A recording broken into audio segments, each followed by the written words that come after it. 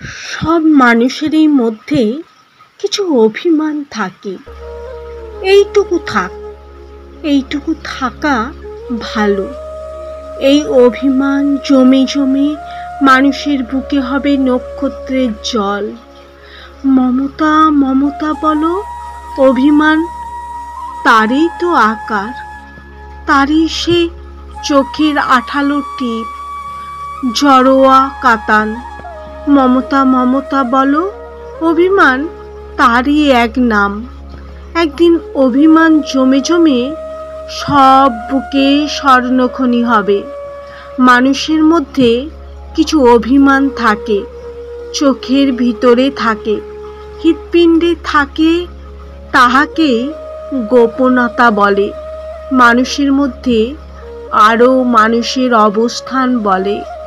কেউ কেউ ইহাকেই মানুষের বিচ্ছিন্নতা বলে, তা আমি বলি না। আমি বলি অভিমান। মানুষের প্রতি মানুষের শুধু অভিমান, আর কিছু নয়। এই অভিমানই একদিন মানুষকে পরস্পর কাছে এনে দেবে। সব মানুষের মধ্যে কিছু অভিমান থাকে, অভিমান থাকা ভালো। এইটুকু থাক।